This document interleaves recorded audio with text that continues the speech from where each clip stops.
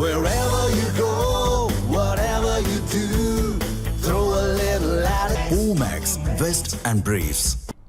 பெங்களூருவில் வீட்டின் வாயிலில் நின்று கொண்டிருந்த பெண்ணை வளர்ப்பு நாய் கடித்து குதறிய பதைக்க வைக்கும் வீடியோ வெளியாகியுள்ளது. பெங்களூரு டீச்சர்ஸ் காலனி பகுதியில் வசிக்கும் ஷாலினி துபே என்பவர் தனது வீட்டின் வாயிலில் நின்று கொண்டிருந்தார். அப்போது அங்கிருந்த வளர்ப்பு நாய் அவரை திடீரென கடித்து குதறியது. இதை பார்த்த நாயின் உரிமையாளர் உடனடியாக பெண்ணை மீட்க முயன்றார். எனினும் நாய் அவரை தொடர்ந்து கடித்தது.